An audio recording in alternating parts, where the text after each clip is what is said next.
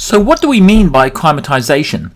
Fundamentally, this is a beneficial physiological response of those of us who live at low altitude to the hyperbaric, hypoxic environment of high altitude. It involves multiple physiological systems. Some of the changes start to occur within almost minutes of arriving at altitude, and some take many, many weeks to occur. And there's a huge variation between individuals. Obviously, there are benefits to acclimatizing in that it allows us to get to higher altitudes than we otherwise could achieve. However, the physiological changes are not always beneficial, and they may, in fact, in some cases, be maladaptive. So whilst there are definite benefits to acclimatization, there are also some significant negatives, and we'll talk about those as we progress through the talk. The other concept that I want to introduce as well is high altitude deterioration as distinct from acclimatization. Fundamentally, we can acclimatize so that we can climb higher.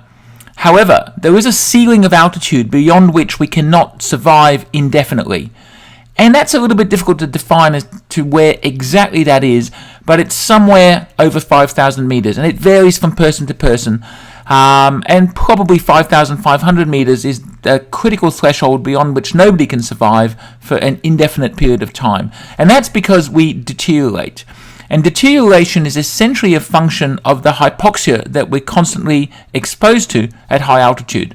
Obviously, other factors come into play in that sort of environment: dehydration, relative starvation, cold, physical exhaustion, and so forth.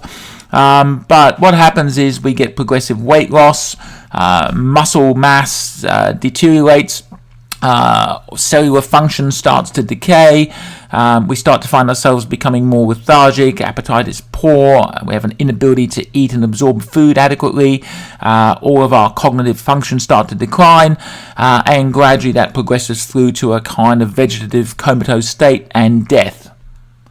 That would happen over several weeks at altitudes over 5,000 meters, but it can happen in as little as a day or so in altitudes over 8,000 meters, which is why nobody ever camps on the summit of Mount Everest. There are obviously quite a number of different mechanisms by which we acclimatize. The main mechanisms are designed to minimize the PO2 gradient between the inspired air and the tissues, and they comprise hyperventilation, an increase in pulmonary diffusion, an increase in cardiac output, an increase in hemoglobin level, and an increase in the affinity of hemoglobin for oxygen. So those mechanisms are designed specifically to be able to pick up oxygen in the lungs and actually get them to the tissues themselves. The other mechanisms that are involved in acclimatization are to improve the utilization of oxygen in the tissues once it actually gets there.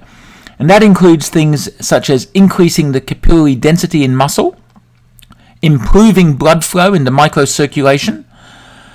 There are a whole host of metabolic changes that occur, and nitric oxide specifically plays a role here, which I'll discuss in more detail a little bit further on. However, by far and away, the most significant change that occurs when you first get at altitude is hyperventilation. And hyperventilation occurs within minutes of arrival at altitude. So if you fly into Cusco, for example, and you get off the plane, you will start hyperventilating before you've even reached the terminal. Now you need to remember some basic physiology here. Normally, at sea level, it's the arterial partial pressure of CO2 that drives ventilation. So we take a breath, and then in between breaths our CO2 creeps up, and at some point it triggers the next breath.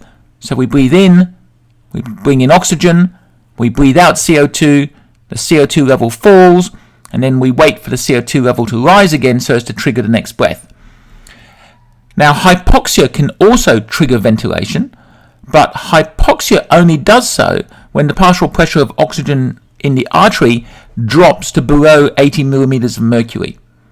And even at that point, the trigger is relatively minimum, so that the hypoxic ventilatory response, as it's called, really doesn't kick in a big way until the partial pressure is around 60 millimeters of mercury, which is about the equivalent of being at an altitude of 2,400 meters. So at 2,400 meters, hypoxia will start to have the potential to trigger hyperventilation. And this is known as the hypoxic ventilatory response. The maximum response occurs once your PaO2 reaches approximately 32 millimeters of mercury, which is at around 22,000 feet. And this hyperventilation is triggered by changes in the carotid bodies. The carotid bodies, as you recall, have a rich blood supply, so they can extract large amounts of oxygen, and they're very sensitive to changes in the partial pressure of oxygen. Now, the increase in ventilation occurs over several days. So it starts off instantaneously, but it gradually progresses and peaks over several days, and that's due to progressive changes in the sensitivity of the carotid body to hypoxia. So how effective is hyperventilation?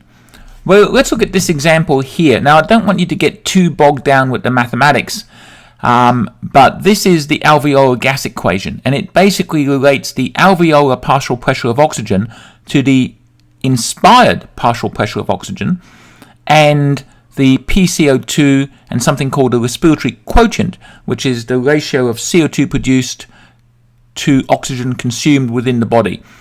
Now, I don't expect you to really know this in any great detail, and this is, of course, a mathematical model, but it gives you a very good illustration. If you assume that you go to the summit of Everest with normal ventilation, you would assume your CO2, which will be this number here, to be about 40. Now, in that sort of environment, without acclimatization, without hyperventilation, theoretically, the partial pressure of oxygen inside your alveoli would be minus 7 millimeters of mercury. And that's obviously incompatible with life. If you hyperventilate, you blow off CO2. So you can bring your CO2 down to extremely low values. In fact, on the summit of Everest, most people would have a CO2 of around 8. So if you look at a CO2 of 8 and plug it into the equation, you can see that now you have a PaO2 of 33 millimeters of mercury. That's not fantastic, but it's enough to get you to the summit and back down in certain circumstances. So you can see that without hyperventilation, getting to the summit of Everest would essentially be impossible. Acclimatization makes it just barely possible. We can take a look at this also on this chart here, where you can look at the arterial partial pressure of oxygen versus your respiratory rate. You can see here, for example, that if you were at an altitude of 6,000 meters, which is pretty close to the summit of Kilimanjaro, a respiratory rate of 14 would give you an estimated PaO2 of around 20.6, but if your respiratory rate increases to 40, you can more than double that to 49.7. So you can see here the very significant benefits of hyperventilation in terms of essentially increasing the availability of oxygen ultimately to the tissues. This is just a nice view from one of the campsites on Kilimanjaro at around the 4,000 meter mark.